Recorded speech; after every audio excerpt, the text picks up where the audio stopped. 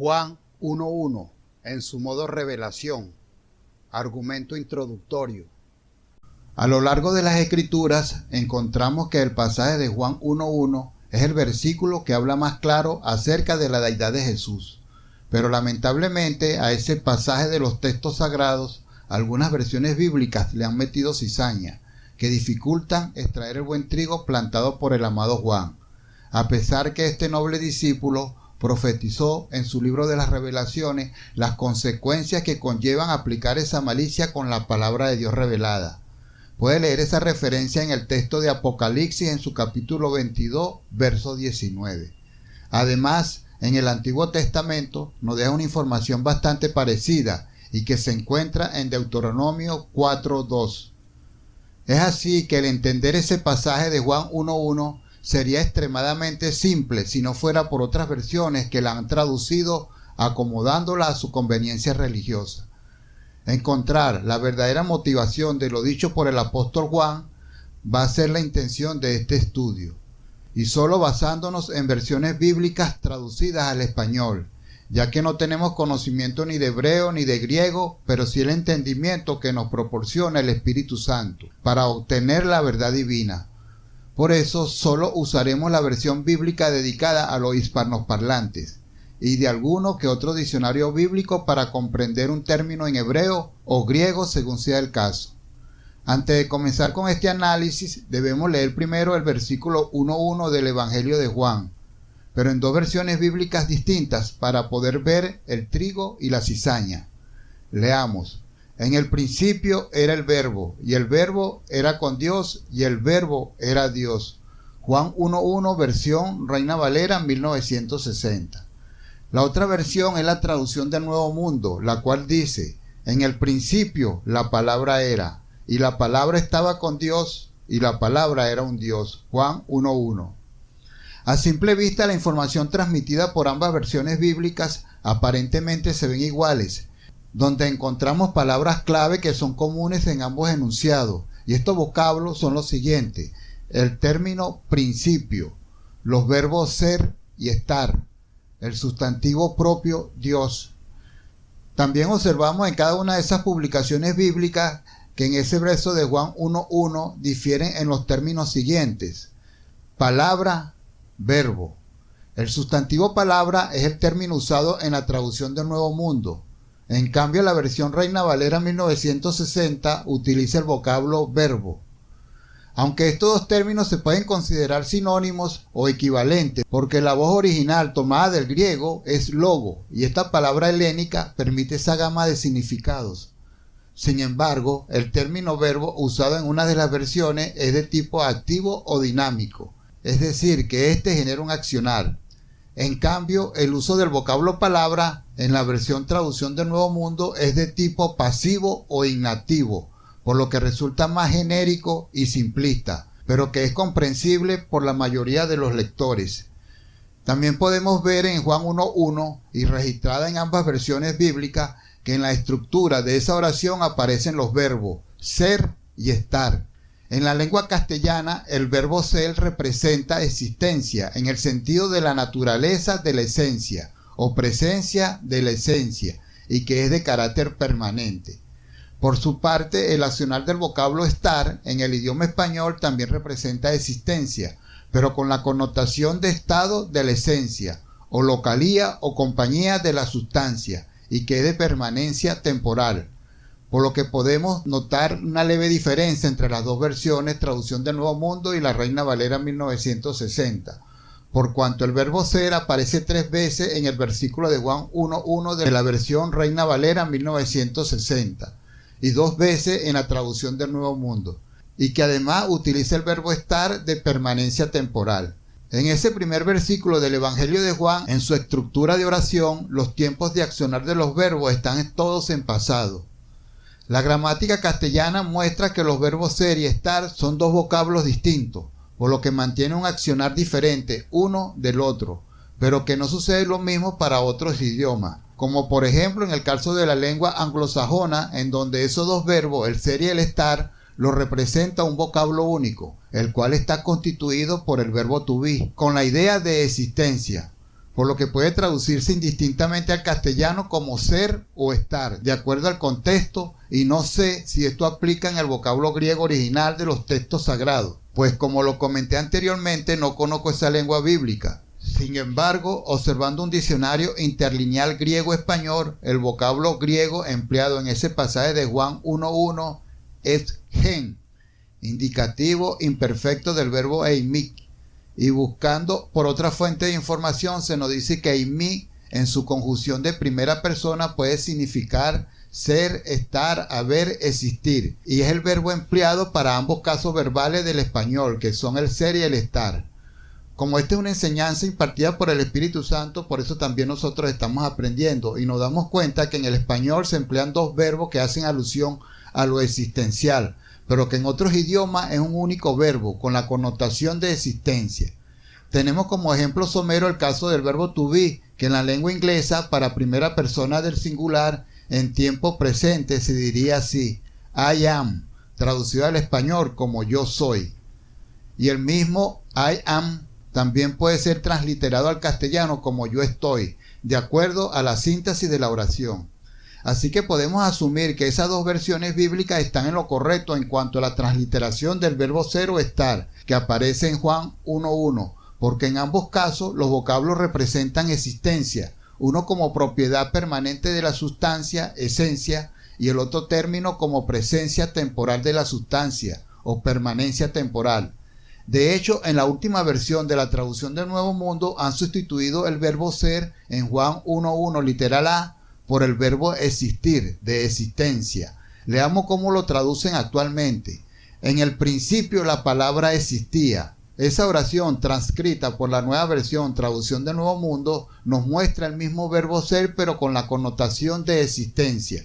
Y para hacer la comparativa de la Reina Valera 1960 con la traducción del Nuevo Mundo, seguiremos utilizando la versión antigua de dicha traducción, porque se ajusta más con la Reina Valera 1960, en este análisis en particular con la palabra de Dios.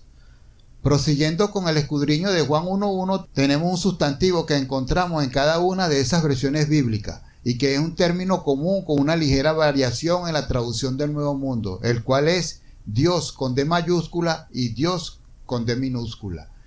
Esa es otra diferencia que vamos a observar en cada una de las versiones, aunque realmente esta no es una diferencia marcada en cuanto al orden gramatical, pero sí en el contexto teológico, que en sus pautas convencionales normalizan esa información de esta manera. Cuando se transcribe el sustantivo propio Dios con D mayúscula se hace alusión directa a Dios Todopoderoso, el creador del universo.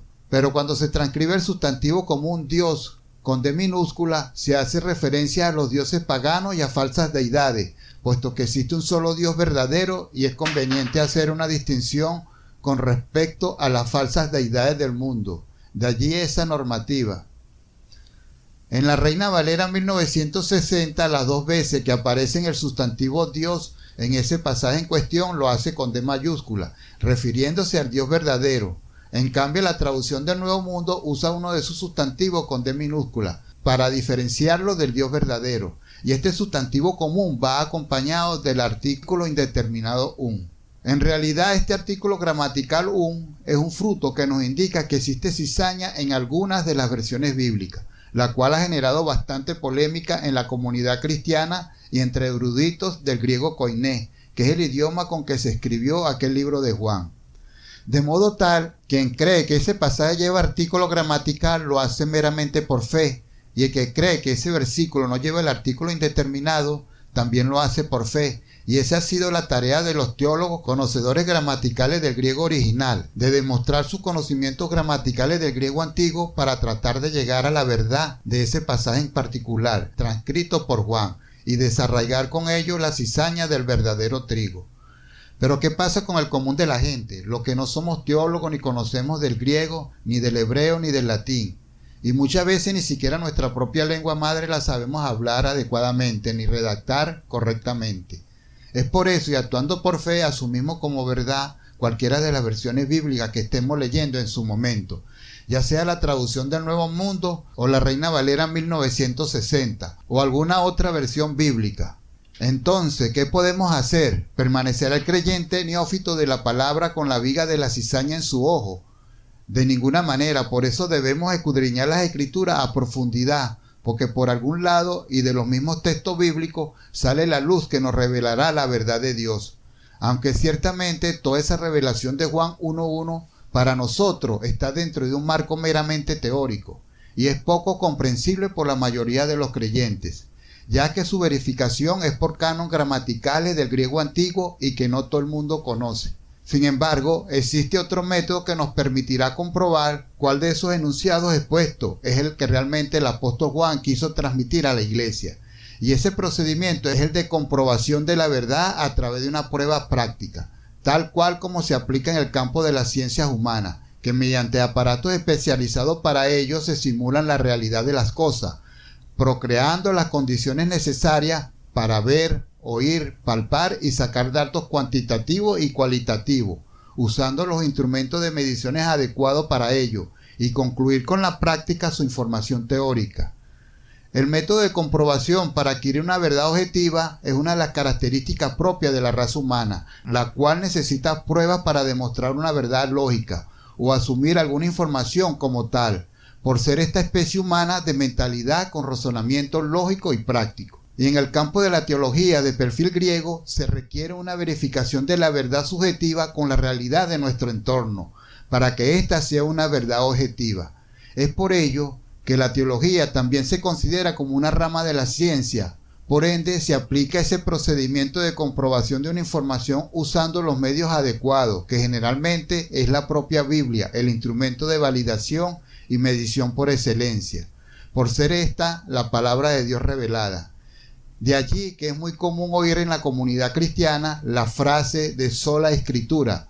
Por ejemplo, cuando un creyente le dice a otro hermano de la fe: mire varón, Dios me dijo tal y cual cosa, enseguida el otro creyente le responde: demuéstramelo con la Biblia, o en qué parte de las escrituras dice eso de lo que usted afirma.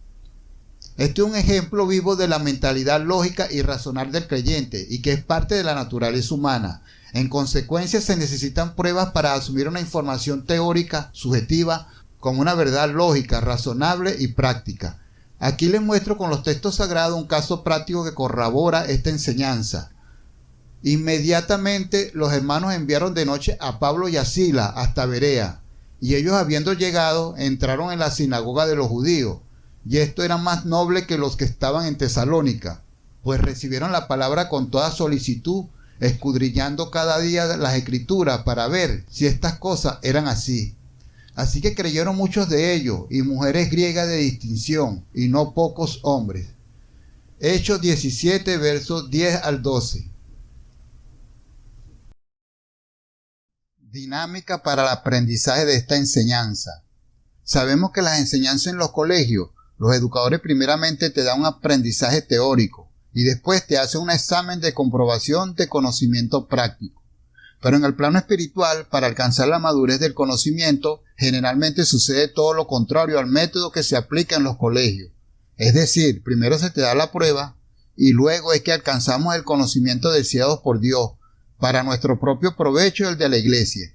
Aunque pareciera contradecirse la forma de impartir conocimiento en los colegios a como se hace en el campo espiritual, pero la realidad es que no. Más bien, estas son etapas diferentes que nos permiten desarrollarnos y alcanzar el conocimiento pleno. Es lo que comúnmente llamamos madurez espiritual. En los colegios, el estudiante es un alumno, y si lo trasladamos al campo de la filosofía, es un discípulo, por cuanto es un aprendiz que está asimilando enseñanzas nuevas. Y todo eso es por medio de la fe y a la confianza que se le tiene a sus tutores y maestros. Mientras que en el caso de los discípulos que son creyentes espirituales, el instruido ya posee un amplio conocimiento teórico acerca de la divinidad, lo cual solo requiere consolidar y complementar con los conocimientos prácticos para alcanzar la madurez espiritual necesaria para servir a otros.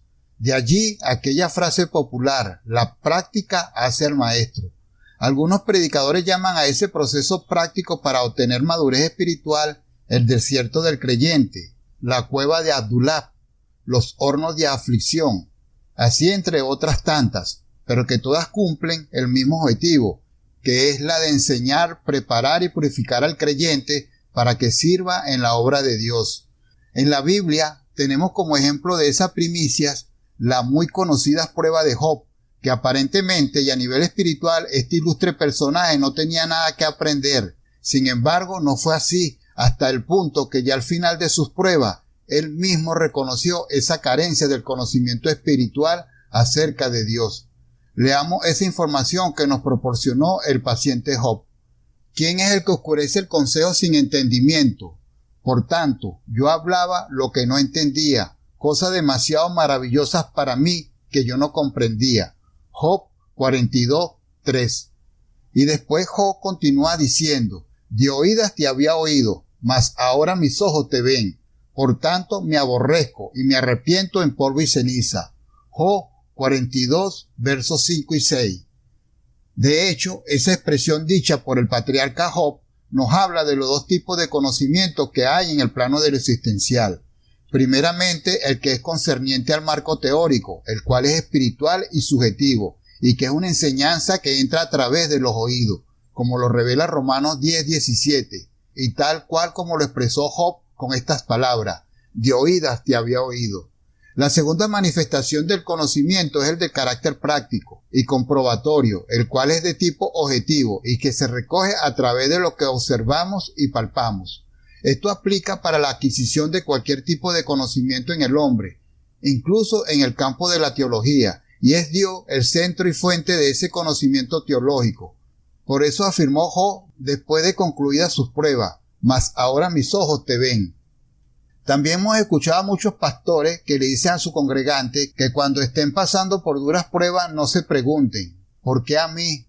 O no sé por qué me está pasando esto, sino que en medio de esas circunstancias, que generalmente son momentos oscuros, uno debe preguntarle a Dios si es que cabe hacerlo. Señor, no veo lo que me quieres mostrar. O quizás, Señor, ¿qué quieres que aprenda? O simplemente, ¿qué me estás enseñando, mi Señor?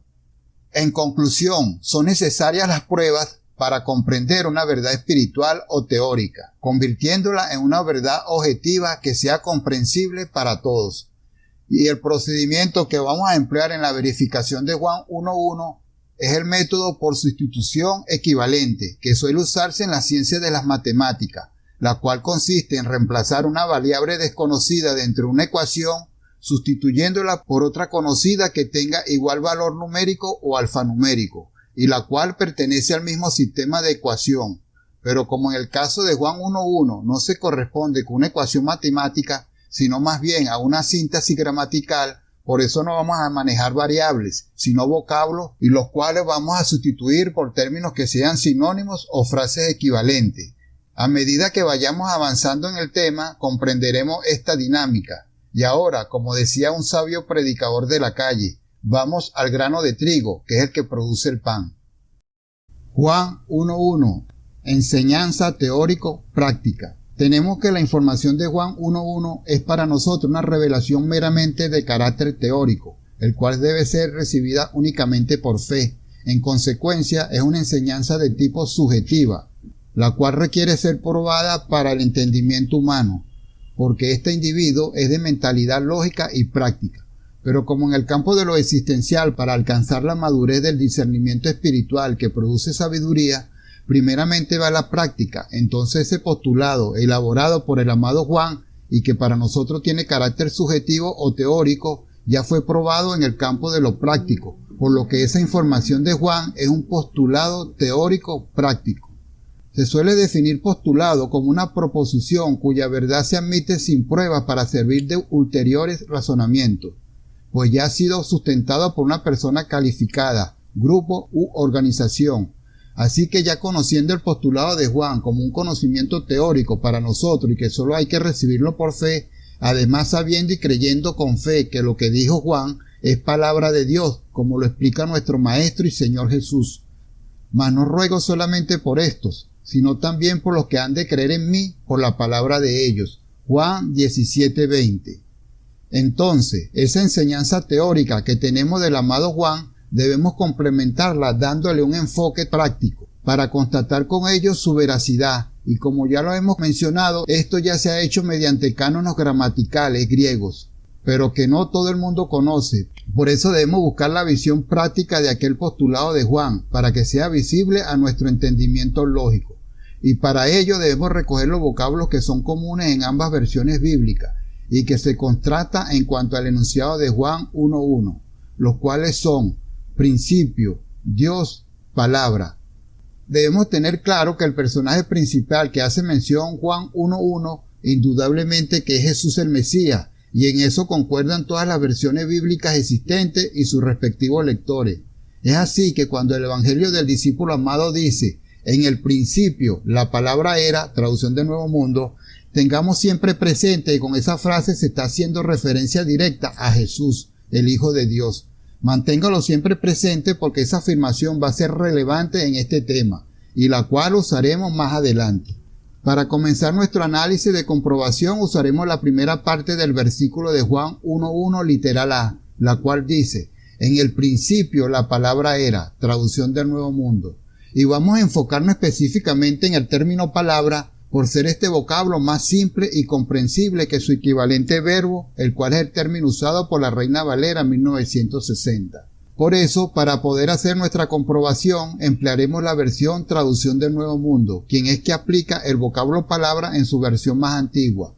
Además, cuando leemos en las Escrituras, en el principio, debemos tener en cuenta que con esa expresión se está indicando un comienzo, un inicio, el origen de algo. Y en el texto original griego, el vocablo usado en ese versículo de Juan es arche o arche, perdonen la pronunciación, el cual es traducido al español como principio u origen, aunque igualmente tiene otras connotaciones. Y como ya lo hemos estado explicando, este postulado de Juan es meramente teológico, por la madurez espiritual de ese noble discípulo de Jesús. Por eso sabemos que él está haciendo referencia directa al principio de la creación de Dios, que es el primer libro de los textos sagrados, llamado Génesis, y que proviene de la palabra griega Génesis, la cual es relativa a origen, inicio, surgimiento o nacimiento, y tiene relación con otro verbo griego llamado genao, que es nacer. De modo que el vocablo Génesis designa en forma general el origen o el inicio de algo, y es en ese libro del Génesis donde encontraremos la parte práctica del enunciado de Juan.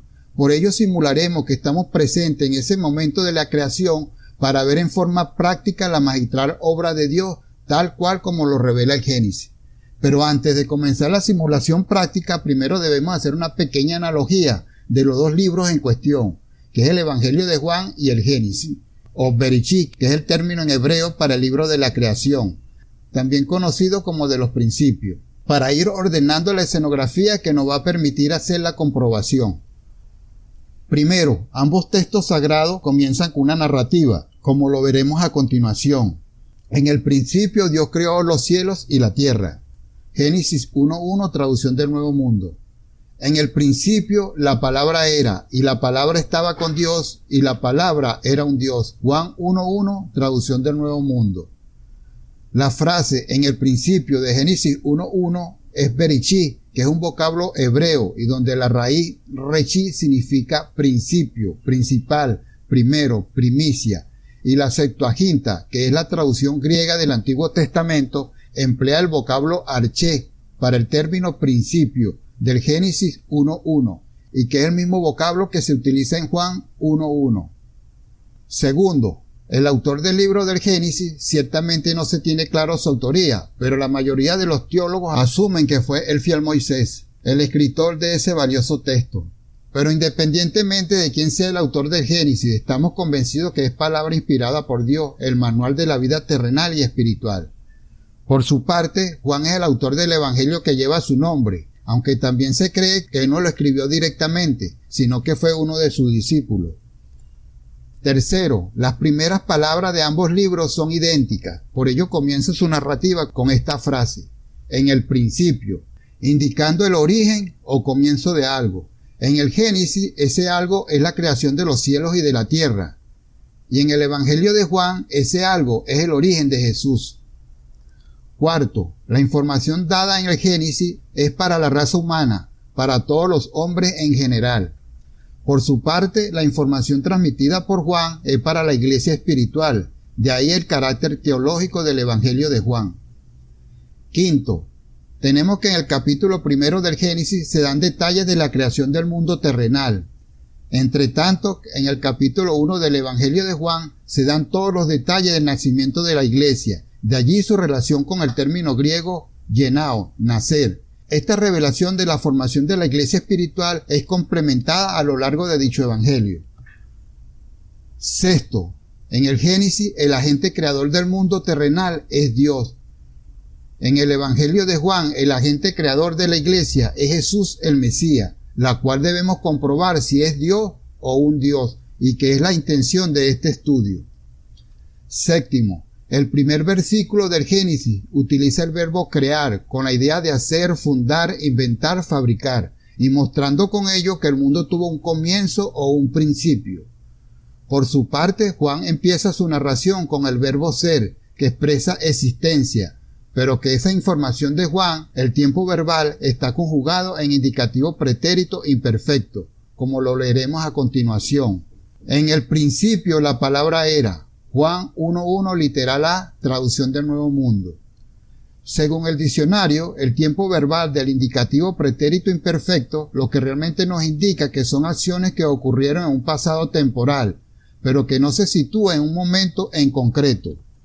Esto nos muestra que ya la palabra existía antes de los orígenes del mundo. Por ello podemos decir, en el principio la palabra ya existía, o en el principio la palabra existía.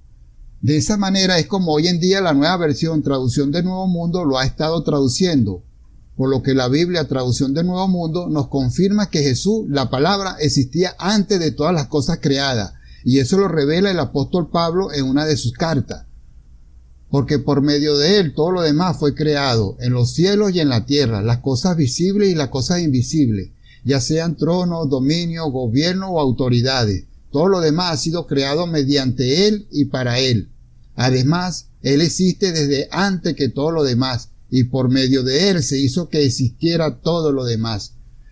Colosenses 1, 16 y 17, traducción del Nuevo Mundo, versión moderna. Desarrollo práctico de Juan 1.1. Ya con esa pequeña analogía que hicimos del Génesis con el Evangelio del discípulo amado, es suficiente para proceder a la explicación del verso primero de Juan en su síntesis inicial. Así tenemos que en el principio la palabra era, Juan 1.1 literal A, traducción del Nuevo Mundo. Podemos sustituir en esa primera oración el término principio por el vocablo Génesis como un sinónimo de la expresión griega arjé, sin que esto altere la información dada por Juan, ya que Génesis significa principio, orígenes, y arjé es la misma voz helénica que aparece tanto en el Génesis 1.1 de la Septuaginta como en el Evangelio de Juan, en su enunciado inicial. De este modo lo podemos traducir. En el Génesis la palabra era, Juan 1.1 literal A. Ahora, para determinar cuál es la palabra pronunciada dentro del contexto del Génesis, debemos leer primero esta información narrativa. Y Dios procedió a decir, Génesis 1.3a, traducción del Nuevo Mundo. En la actualidad, la nueva versión traducción del Nuevo Mundo vierte el versículo de Génesis 1.3a como lo hacen la mayoría de las versiones Reina Valera. Puede constatarlo en la Biblia online de su página oficial, donde se lee, y Dios dijo. Aquí también podemos aplicar la misma técnica anterior, la de sustituir la información dada en Juan 1.1 literal A, pero esta vez con un pasaje del Génesis, según la traducción del Nuevo Mundo, sin que esto vaya a alterar el texto original, solo con la intención de hacer más descriptiva la comparativa. Aquí tenemos el texto original del Génesis 1.3a, según la traducción del Nuevo Mundo. Y Dios procedió a decir, aplicando el método de sustitución de términos equivalentes y cambiando el vocablo decir del Génesis 1.3a por un sinónimo o un término equivalente, como por ejemplo el de pronunciar palabras o el verbo hablar, de modo que ahora ese versículo nos quedaría de esta manera. Y Dios procedió a pronunciar palabra. Génesis 1.3a, traducción del Nuevo Mundo. O quizás, y Dios procedió a hablar. Génesis 1.3a, traducción del Nuevo Mundo. O si prefiere como lo traducen actualmente en la traducción del Nuevo Mundo. Y Dios dijo. Pudimos fácilmente aplicar el método de sustitución, ya que el vocablo decir usado en esta versión bíblica de la traducción del Nuevo Mundo es equivalente a pronunciar palabras o simplemente a hablar. Y estas fueron aquellas palabras pronunciadas por Dios en el Génesis según la versión traducción del Nuevo Mundo. Llegue a haber luz, traducción del Nuevo Mundo 1.3. Una vez más, pero con otro versículo del Génesis. Llegue a haber lumbrera en la expansión de los cielos para hacer una división entre el día y la noche, y tienen que servir de señales y para estaciones y para días y años, y tienen que servir de lumbrera en la expansión de los cielos para brillar sobre la tierra. Génesis 1, 14, 15, traducción del Nuevo Mundo. Y así sucesivamente vamos leyendo cómo se va ejecutando a lo largo del Génesis en su capítulo primero todo el orden de la creación a través de la palabra de Dios, tal cual como lo enseña el salmista. Por la palabra de Jehová los cielos mismos fueron hechos, y por el espíritu de su boca todo el ejército de ellos. Salmos 33, 6, traducción del Nuevo Mundo. Y esto va en sintonía con lo que leímos en Juan 1:3. Todas las cosas llegaron a existir por medio de Él, y sin Él no llegó a existir ni siquiera una sola cosa de lo que ha venido a existir. Ahora bien, para comenzar a trabajar en la parte práctica de Juan 1:1 tenemos que aplicar aquella máxima del apóstol Pablo. Así que la fe es por el oír, y el oír por la palabra de Dios. Romanos 10:17. Por lo tanto, debemos afinar nuestros oídos espirituales para comprender por fe el verso de Juan 1:1, que es palabra de Dios y que tiene su desarrollo práctico en el Génesis en su capítulo primero. De modo tal que simulamos que nos encontramos en el momento exacto de la creación y nos ubicamos en el contexto del Génesis, pero cerrando nuestros ojos por unos instantes para escuchar detenidamente con los oídos espirituales todas aquellas palabras de la creación. Ahora cerremos nuestros ojos físicos y comencemos a escuchar. Llegue a haber luz. Produzca la tierra almas vivientes según sus géneros, animal doméstico y animal moviente y bestia salvaje de la tierra según su género.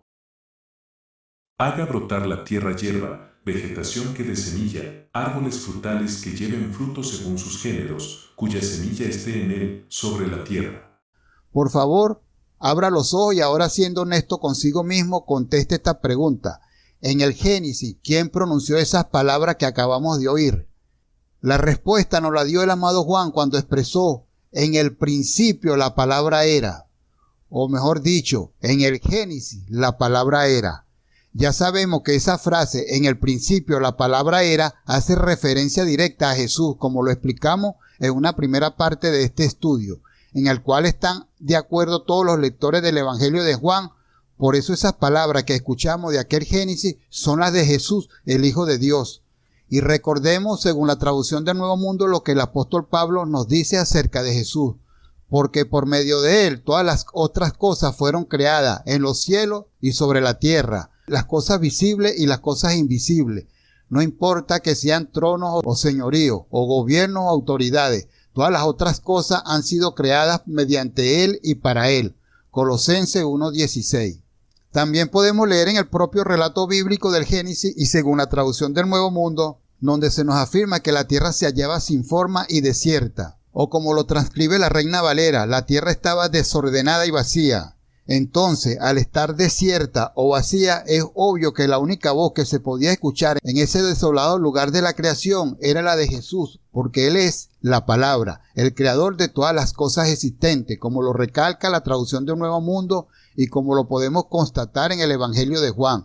Todas las cosas vinieron a existir por medio de Él, y sin Él ni siquiera una cosa vino a existir. Juan 1:3, traducción del Nuevo Mundo. En otras palabras, el mundo existe porque la palabra lo creó, es decir, el Señor lo hizo. De ese modo lo expresa el amado Juan. Estaba en el mundo y el mundo vino a existir por medio de él, pero el mundo no le conoció. Juan 1:10, traducción del Nuevo Mundo. Ahora volvamos al Génesis para hacer una prueba más de verificación de la palabra en medio de la creación y simulando que estamos presentes en ese evento divino, pero antes cerremos los ojos y afinemos nuestros oídos para escuchar de nuevo con detenimiento aquella palabra creadora. Llegue a haber una expansión en medio de las aguas, y ocurra un dividir entre las aguas y las aguas. Génesis 1:6, traducción del Nuevo Mundo. Ahora abrimos los ojos y podemos afirmar con toda seguridad que aquella voz que escuchamos en el momento exacto de la creación es la de Jesús, porque en el Génesis la palabra era. Juan 1:1, literal A. O como está escrito, en el principio la palabra era. Y ya corroboramos que esa afirmación hace alusión directa a Jesús, como lo comprobamos cuando hicimos la sustitución del vocablo principio por su equivalente Génesis. Hasta aquí hemos identificado a Jesús como la palabra y el creador del mundo, pero ahora nos falta comprobar si Jesús es Dios o simplemente un Dios, y ese va a ser nuestro siguiente punto a tratar. Dios o un Dios. Ahora analizaremos el siguiente punto para aclarar si Jesús es verdaderamente Dios o simplemente un Dios. Comencemos observando detalladamente en el Génesis, en el momento exacto de la creación, para ver si la palabra es un Dios o si la palabra es realmente Dios. Para ello volvamos a leer el relato del Génesis en su capítulo 1, cuando escuchamos aquella voz: Llegue a haber luz. Produzca la tierra almas vivientes según sus géneros, animal doméstico y animal moviente y bestia salvaje de la tierra según su género. Haga brotar la tierra hierba, vegetación que dé semilla, árboles frutales que lleven fruto según sus géneros, cuya semilla esté en él, sobre la tierra. Todas esas palabras que hemos leído y que son extraídas del libro de los orígenes del mundo y que acabamos de comprobar que en el punto anterior son palabras pronunciadas por Jesús, es lo que la traducción Nuevo Mundo llama, y la palabra era un Dios, y donde se transcribe el sustantivo como un Dios con D minúscula y con el artículo indeterminado un. Esto según la versión traducción del Nuevo Mundo, pero la Reina Valera 1960 lo traduce de esta manera: y la palabra era Dios, sin el artículo indeterminado un y el sustantivo propio Dios con D mayúscula. Ahora bien, ¿cuál es el trigo y cuál es la cizaña? La respuesta la tiene el propio Génesis en su capítulo 1 cuando dice: y Dios procedió a decir. Traducción del Nuevo Mundo, Génesis 1:3, literal A, que es exactamente a decir, y Dios procedió a pronunciar palabras. En otro pasaje del Génesis leemos lo siguiente: y Dios pasó a decir. Traducción del Nuevo Mundo, Génesis 1:6, literal A, que también se puede sustituir por una frase equivalente como: y Dios pasó a pronunciar palabra, o simplemente como la traducción del Nuevo Mundo en su versión moderna lo ha estado traduciendo: y Dios dijo. Resumiendo, vemos con detenimiento en la versión traducción del Nuevo Mundo que en todas las partes del capítulo 1 del Génesis, quien habla la palabra es Dios, y notamos con sorpresa que no lleva el artículo indeterminado un. Lo volvemos a recalcar: en el Génesis, Dios no lleva el artículo indeterminado un, y tampoco vemos que esté escrito con minúscula, y en esto concuerdan todas las versiones bíblicas existentes, incluso la traducción del Nuevo Mundo. Si en la simulación que hicimos demostramos que la palabra que escuchamos es la de Jesús, pero el Génesis nos dice que la palabra que escuchamos es la de Dios, eso ratifica que es verdadero lo dicho por el amado Juan según la Reina Valera, y la palabra, verbo, era Dios. Juan 1:1 literal C, Reina Valera 1960. Con esto corroboramos que el Génesis llama Dios a la palabra revelada sin el artículo un. Además coloca el sustantivo propio Dios con D mayúscula para demostrar que es el Dios verdadero quien realmente está pronunciando aquellas palabras de la creación. Ahora bien, si la palabra es Dios, como traduce la Reina Valera 1960 en el versículo de Juan 1:1 literal C, entonces el texto del Génesis debe armonizar cuando aplicamos el método de sustitución al vocablo Dios por su término equivalente, la palabra, porque Juan nos dice, según la Reina Valera, que la palabra era Dios. Esto quiere decir que la palabra es igual a Dios, por lo que podemos aplicar el método de sustitución de un vocablo equivalente por otro distinto, sin alterar la información revelada. Así que leamos el texto original del Génesis según la traducción del Nuevo Mundo. Y Dios pasó a decir, traducción del Nuevo Mundo, Génesis 1:6, literal A.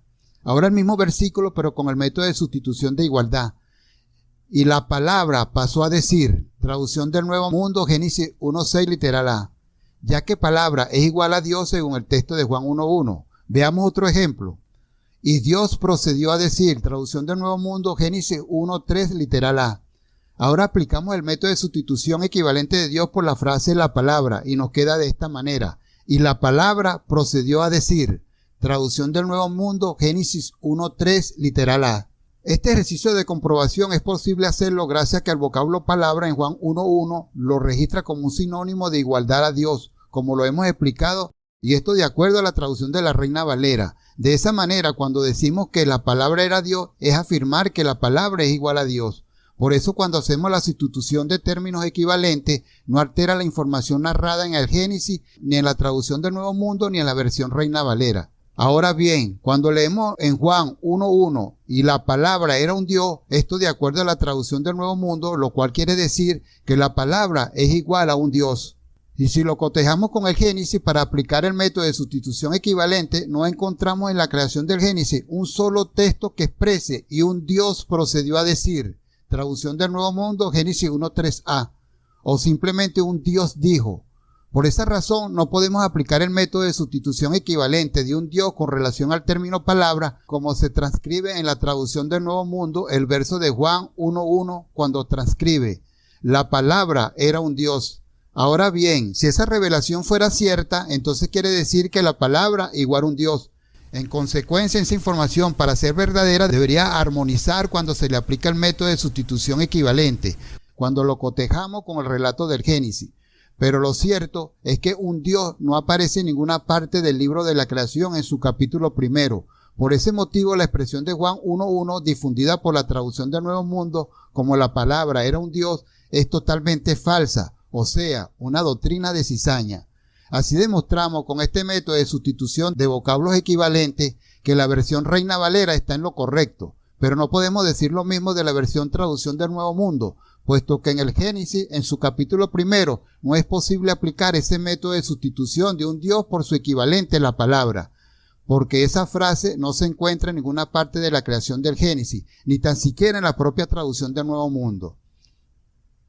Tampoco se puede hacer un reemplazo forzado por el método de sustitución equivalente porque según las normas básicas de la teología, la frase un Dios nunca va a ser igual al sustantivo Dios con D mayúscula, que es como aparece en el libro de la creación del Génesis, ya que los propios postulados teológicos afirman que un Dios es relativo a falsas deidades y esa frase es una cosa totalmente contraria a la revelación del Dios verdadero.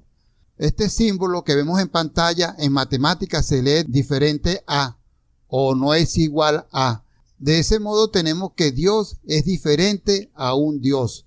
Es decir, la frase un Dios con D minúscula es muy diferente al sustantivo propio Dios con D mayúscula. De modo tal que ni en teología, ni en gramática, ni matemáticamente podemos presionar para igualar elementos distintos de una ecuación, como se observa en esta analogía teológica, donde se han marcado unas pautas convencionales con el sustantivo común Dios con D minúscula, en la cual se asegura que ese vocablo es totalmente diferente al sustantivo propio Dios con D mayúscula, y más aún si éste tiene el añadido del artículo indeterminado un, y es el sustantivo propio Dios como realmente aparece registrado en el texto original del Génesis en su capítulo primero, incluso en la propia traducción del Nuevo Mundo. De modo tal que la frase un Dios de Juan 1:1 es la cizaña introducida en la traducción del Nuevo Mundo para confundir a sus lectores, intentando de crear una separación del vocablo Dios aplicado a Jesús y añadiéndole el artículo indeterminado un más el sustantivo común Dios, pero con D minúscula, que es utilizado para referirse a falsas deidades y a dioses paganos. Otro dato a tomar en consideración es que el amado Juan es un teólogo maduro en la fe, con pleno conocimiento tanto en el campo espiritual como en el plano de lo terrenal, es decir, en lo teórico y en lo práctico. Además, muy versado en las escrituras hebreas, por eso no iba a cometer semejante desliz, puesto que él sabía aquella base doctrinal judía, la cual reza lo siguiente: Oye Israel, el Señor vuestro Dios, uno es. A razón de ello, Juan el discípulo amado, en su conocimiento teórico práctico, no podía cometer el error doctrinal de llamar la palabra verdadera como un Dios distinto, porque esto sería totalmente contrario a sus creencias hebreas, la de reconocer a un único Dios verdadero, el Ser Supremo, porque entonces él mismo estaría cayendo en una contradicción, asumiendo la presencia de varias deidades verdaderas y contradiciendo el Shema hebreo, que el amado Juan conocía y que no es otra cosa que la existencia de un Dios verdadero. Y esto sería un nuevo argumento valedero para desmentir que Juan haya escrito que la palabra era un Dios. Además, si analizamos con razonamiento teológico y asumimos que la palabra es un Dios con minúscula, con ello estamos haciendo alusión a falsas deidades. Entonces, como una cuestión de lógica humana, se estaría aceptando que Jesús, el Hijo de Dios, es una falsa deidad distinta al Dios verdadero. También con ello se estaría afirmando que la palabra no es verdadera porque procede de un Dios llamado Jesús que representa una falsa deidad según las normas de interpretación teológica, y eso es una verdadera blasfemia. Y por otra parte, si creemos que un Dios es verdadero, entonces estaríamos afirmando que existen otros dioses distintos al Dios verdadero, contradiciendo al propio Jesús cuando dijo: yo y el Padre somos uno. Juan 10:30, traducción del Nuevo Mundo. En resumidas cuentas, podemos afirmar con verdadera certeza que en la versión traducción del Nuevo Mundo han introducido cizaña en el versículo de Juan 1:1, cuando le añaden el artículo indeterminado un y emplean el sustantivo como un Dios con D minúscula. Podemos aplicar lo que dice nuestro Maestro y Señor de esta enseñanza revelada por el Espíritu Santo a la Iglesia. El que tiene oído, oiga lo que el Espíritu dice a las iglesias. Apocalipsis 2:7, 11 y 17. Gloria a Dios.